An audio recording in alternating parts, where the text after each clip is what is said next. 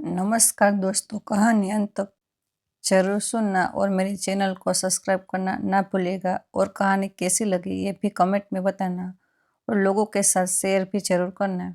मायके से आया अपनी भाभी का फोन सुनकर वर्षा सन्य रह गई।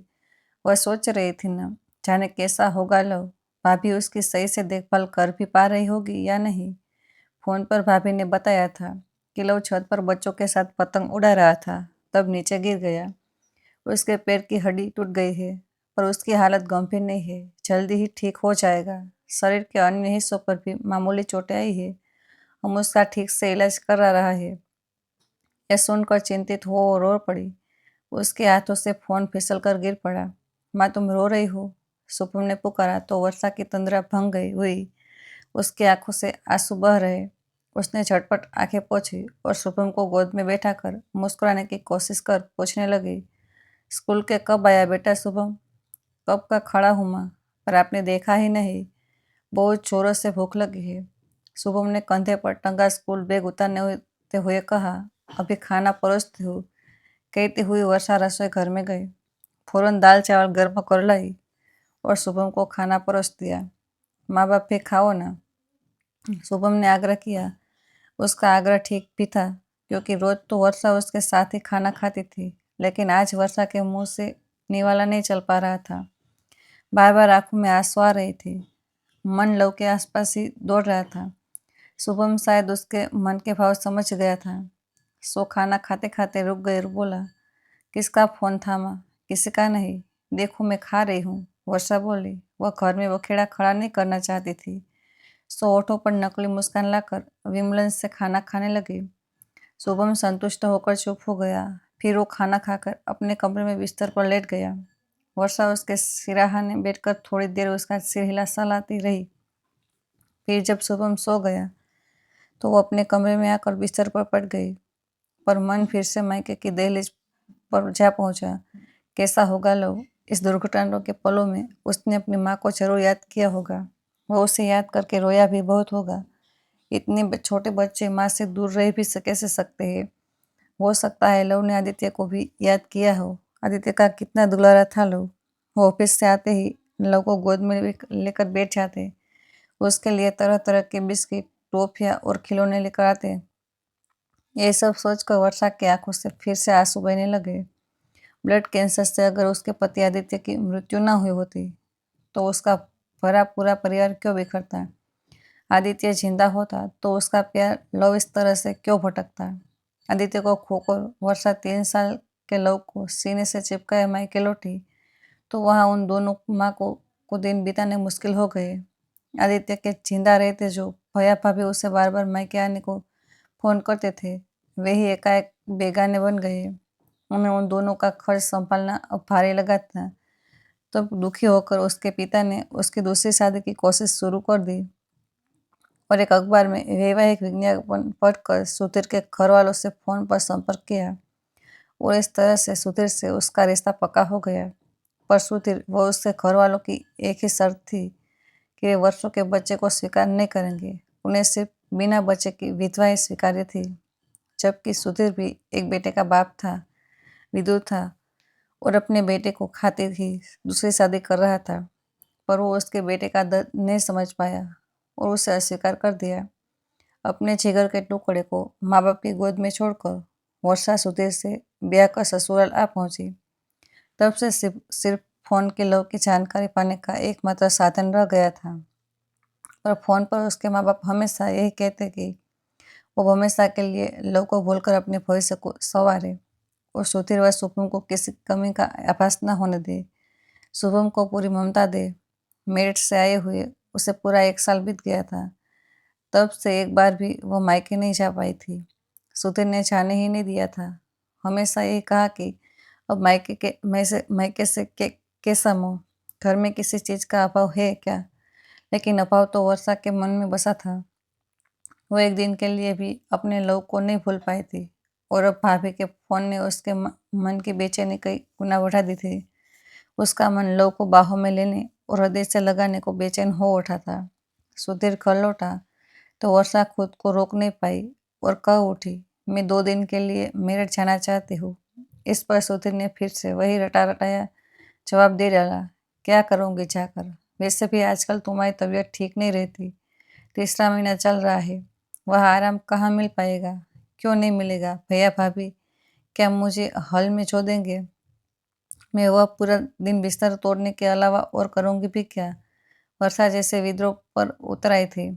उसने सास से भी जीत की, बहुत दिनों हो गए हैं, माँ जी मुझे अपने मायके वालों को देखे, दिल्ली से मेरठ का रास्ता है कितना है, सिर्फ 2 घंटे का, फिर भी मैं साल भर उससे मायके नहीं जा पाई हूँ और ना कभी उन लोगों ने ही आने की हिम्मत की, फिर आना जाना तो दोनों तरफ से होता है, एक तरफ से नहीं। इस पर सास ने जाने की इजाज़त यह कहते हुए दे दी कि इसका मायका आना जाना भी जरूरी है। वर्षा अटैची में कपड़े रखने लगी तो शुभम भी जीत कर उठा, मैं भी आपके साथ जाऊंगा माँ, आपके बिना कैसे मन लगेगा मेरा।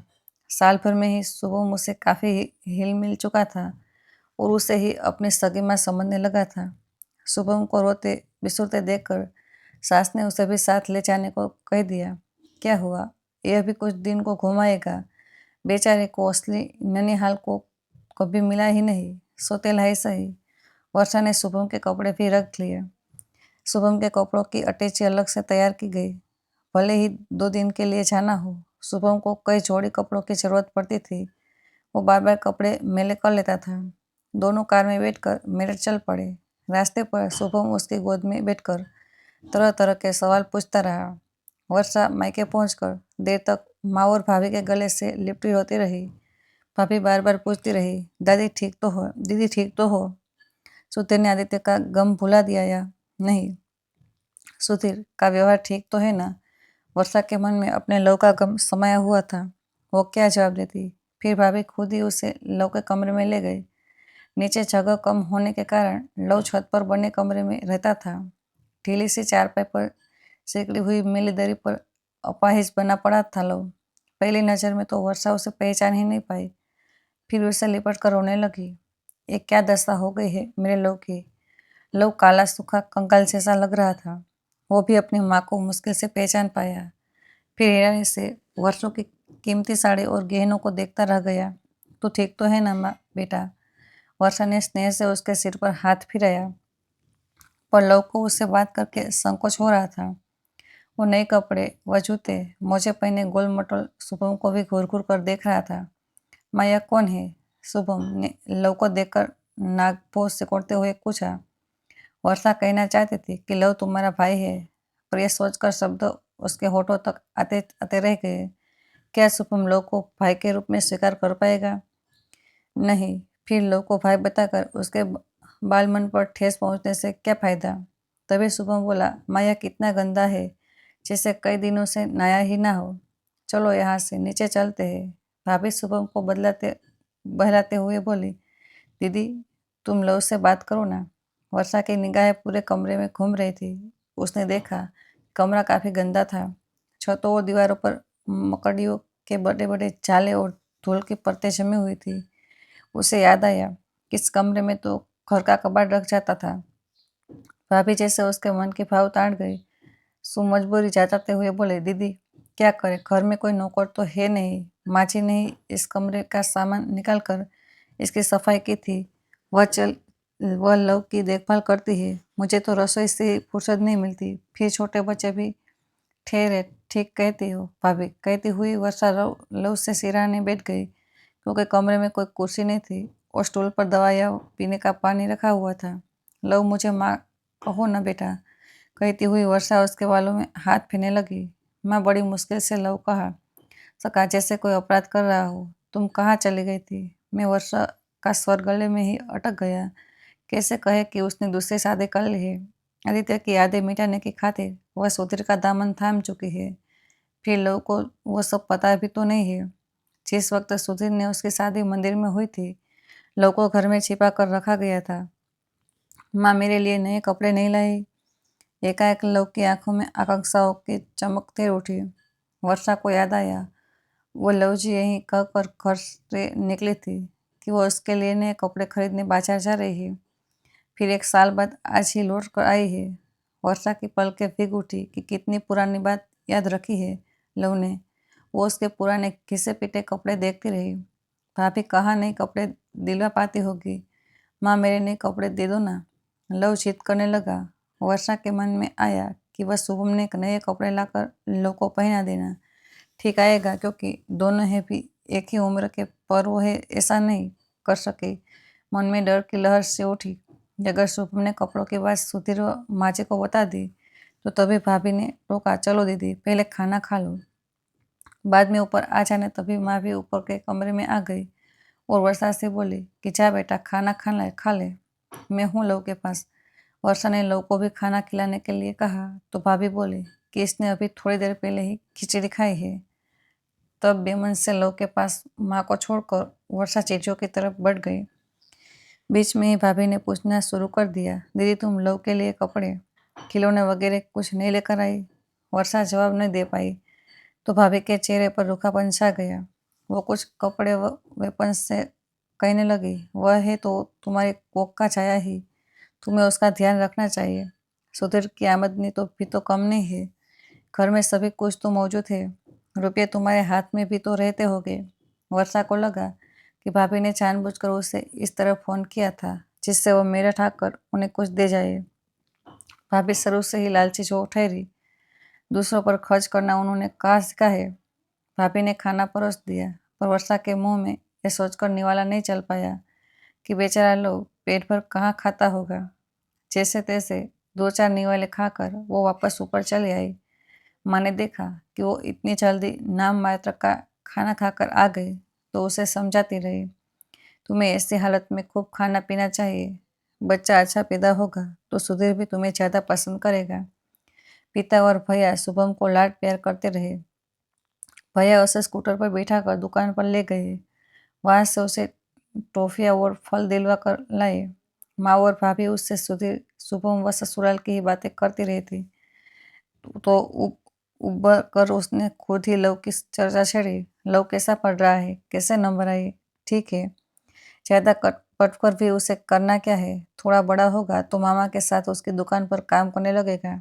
माँ बोली। वर्षा सोचने लगी, फिर तो लोग पूरे घर के लिए मुफ्त का नौकर बनकर रह जाएगा, सभी लोग उस पर तरह तरह के हुक्म चलाते रहेंगे। सबने खाना खा लिया तो भाभी बर्तन समेटने लगी, पर लव के भूखे होने का किसी को आभास तक नहीं रहा।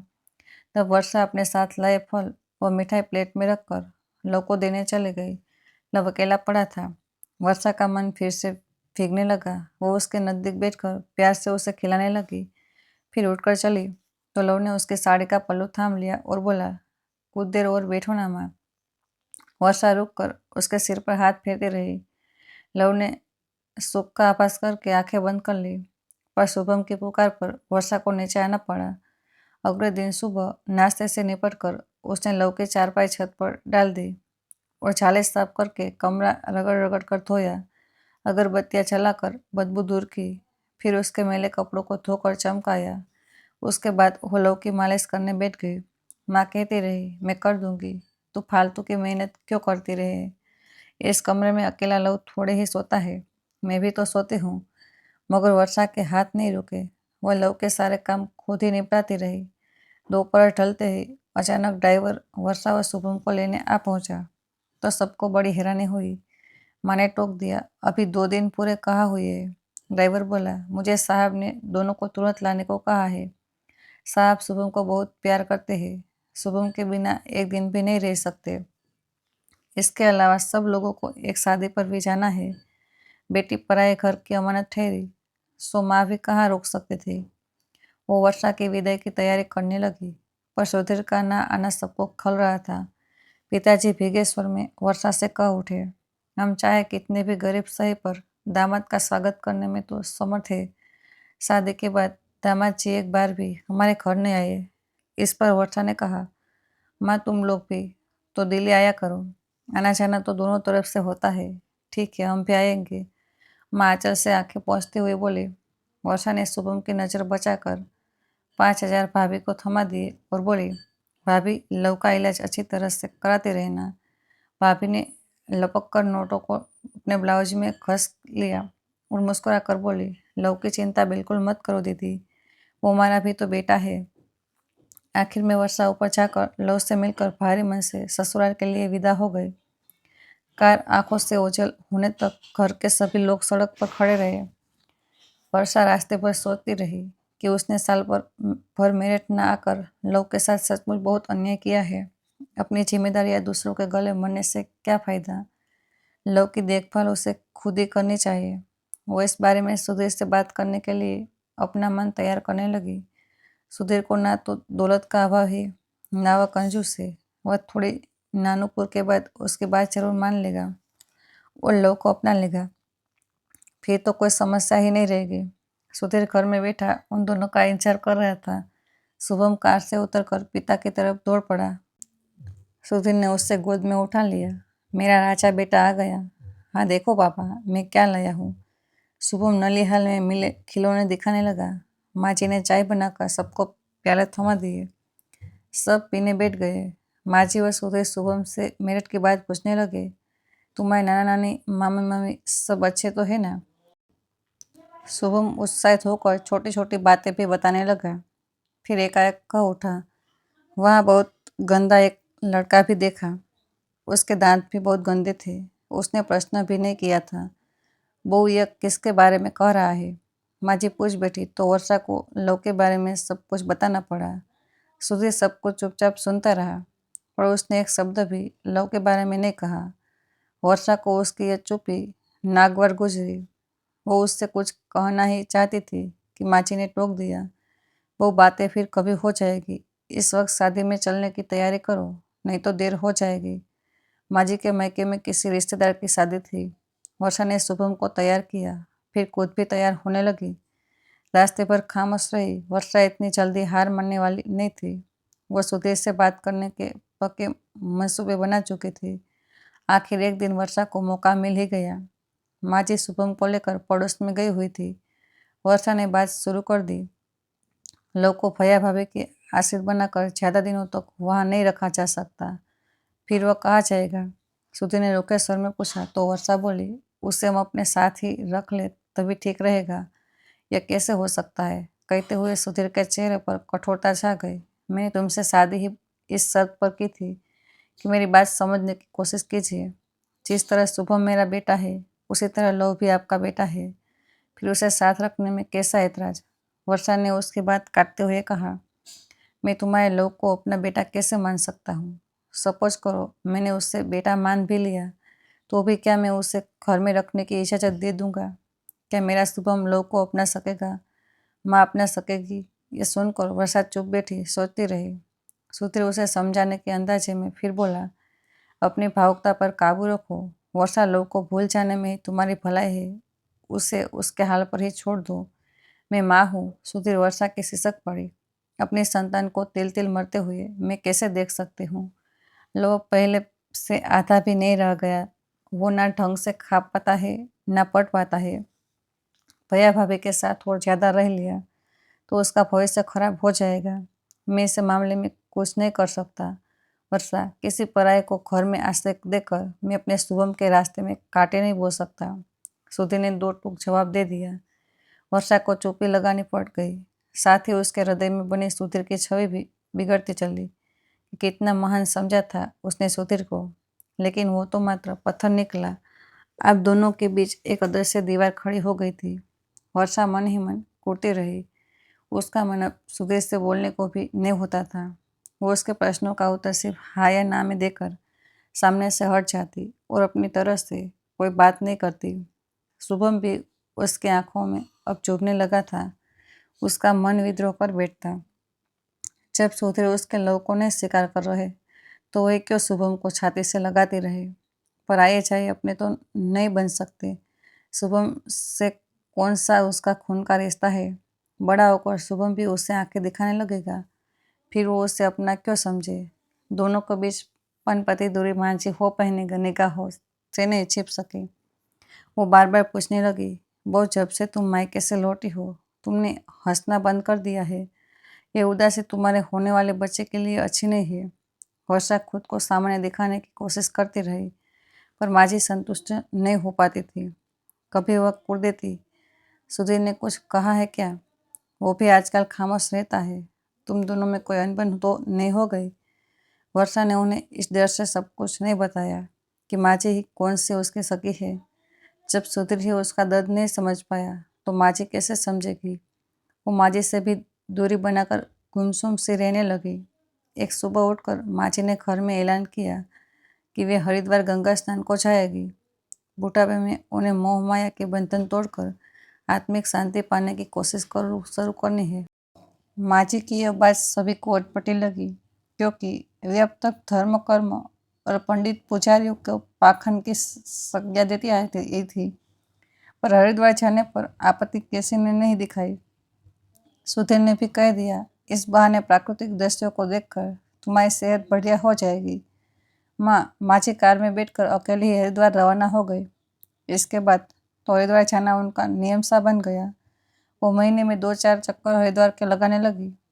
वर्षा यह सोचकर अब और भी ज़्यादा दुखी रहने लगी कि कैसे माँ बेटे हैं जिन्हें सिर्फ अपने शौक, श्रृंगार और सेहत का ही ख्याल है, किसी और की जरा सी भी चिंता नहीं है। कम से कम माजी को तो लव के बारे में कुछ पूछना चाहिए था, पर माजी भी स्वार्थी निकली। एक दिन उसने फिर से मेरठ जाने का फैसला किया।